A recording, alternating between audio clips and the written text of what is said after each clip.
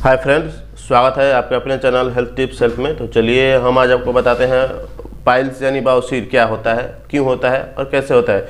इन सब चीज़ों पर हम अब चर्चा करेंगे और इन सब के चीज़ों में आपको बताएंगे कि आखिर पाइल्स क्यों होता है, कैसे होता है, इसका क्या कारण है होने का, क्या लक्षण और क्या इसका क्या ट्रीटमेंट है।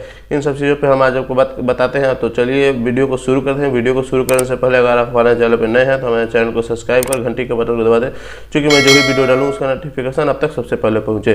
तो चलिए हम वीडियो को पाइल्स कॉलोनी यानी बवासीर हमारे शरीर के रेक्टम के डायलेटेड सॉफ्ट टिश्यू के नीचे होती है।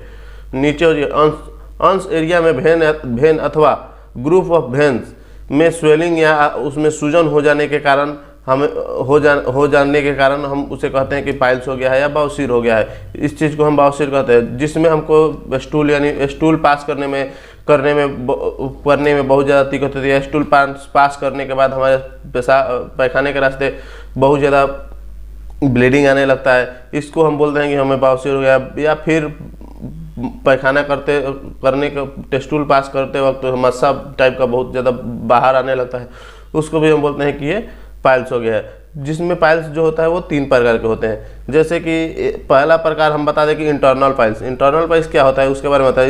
इंटरनल पाइल्स उसे कहते हैं जो हमारे अंश के रास्ते के अंदर की तरफ तथा स्किन से ढकी हुई हो, उसको हम इंटरनल पाइल्स कहते हैं। और चलिए हम बताते हैं एक्सटर्नल पाइल्स क्या होता है। एक्सटर्नल पाइल्स एक और होता है, उसका जो होता है एक्सटर्नल पाइल्स। तो एक्सटर्नल पाइल्स क्या होता है इसको हम आपको बताते हैं।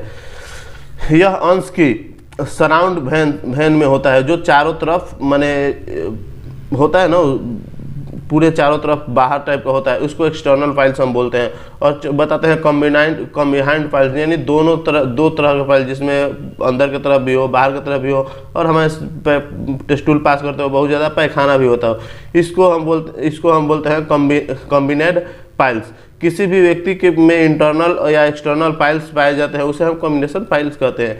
ये सब हुए पाइल्स के बहुत सारे माने 3 प्रकार हुए जो पाइल्स किस प्रकार होते हैं। और इस सब केसों में अधिकांश क्या होता है, पाइल्स होता है तो अधिकतर हमें स्टूल पास करते वक्त बहुत ज़्यादा ब्लीडिंग होता है, बहुत अधिक मात्रा में ब्लीडिंग होता है। इतना ब्लीडिंग होता है जिससे हमारा शरीर बहुत ज़्यादा शरीर मोटा होने के कारण भी होता है। और कभी कभी तो प्रेगनेंसी में स्टूल पास करने के वक्त या बैठने के बाद प्रेगनेंसी के दौरान भी ये बहुत सारे महिलाओं ज़्यादा बैठ के काम करने से बहुत ज़्यादा आदमी होता है कि आज के तो बहुत ज़्यादा लोग आराम का काम खोज रहे हैं, तो बहुत ज़्यादा बैठ के काम करने से भी हमें पाइल्स हो जाता है। बैठे फ्लूइड कम पीना, फ्लूइड का जो होता है वो कम सेवन होता है, जिसके कारण हमें फाइबर की कमी होना, भोजन में फाइबर की कमी होता है, जिसके कारण हमें बहुत ज़्यादा भारी वजन उठाने की वजह से भी हमें पाइल्स होता है।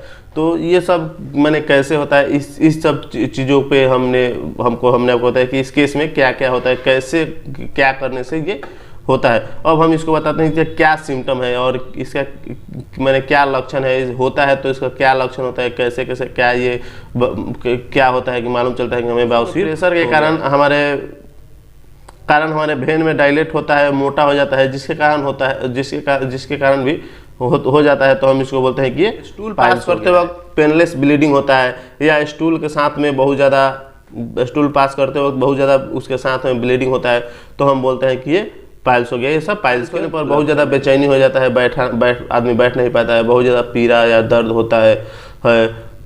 आदमी बहुत ज़्यादा डिप्रेशन में रहता है, हमेशा डिप्रेशन में पड़ा रहता है। प्रोलेस बहुत ज़्यादा हो जाता है। खुजली तथा भारीपन पाइल्स हो जाता है, तो पाइल्स में हमारे स्टूल पास करने के रास्ते पे बहुत ज़्यादा खुजली होने लगता है, बहुत ज़्यादा मैंने दिक्कत होता है पाइल्स स्टूल पास करने में। हमारे गुर्दा मसनी में बहुत ज़्यादा दर्द होने लगता है। जैसे हम लोग जब स्टूल पास करने बैठते हैं तो उसमें दर्द होता है।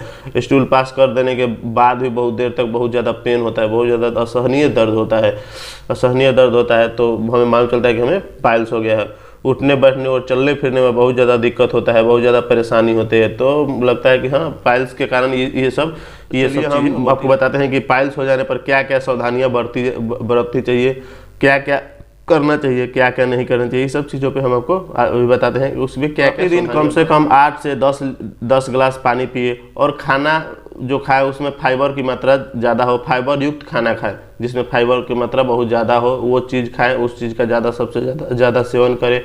कब्ज को दूर रखें, माने कब्ज वाला ऐसा सामान ना खाए जिससे बहुत ज़्यादा आपको कब्ज हो, इस चीज़ सब चीज़ से दूर रहें। कुर्सी या किसी ऐसे चीज़ पे बैठें जिससे हमारे पाइल्स में खिंचाव ना हो और बहुत ज़्यादा उस पर प्रेशर ना हो, नहीं तो ऐसे चीज़ पे बैठेंगे उस जिस पे प्रेशर हो, हमेशा स्नान करें। अफेक्टिव पार्ट्स में मोइट्स रखें और इसके लिए साफ कपड़े का यूज करें। क्रीम या वेसलिन फाइबर वाले अनाज खाएं जिसमें फाइबर का मात्रा ज़्यादा हो, वो चीज़ अधिक से अधिक खाएं, अधिक से अधिक उसका सेवन करना चाहिए और अधिक से अधिक करें जिससे आपका बवासीर। ये तो ठीक है, क्या सावधानियां बरतें, तो हम आगे बात करते हैं इसके ट्रीटमेंट के बारे में कि इसका क्या कुछ ट्रीटमेंट कर सकते हैं।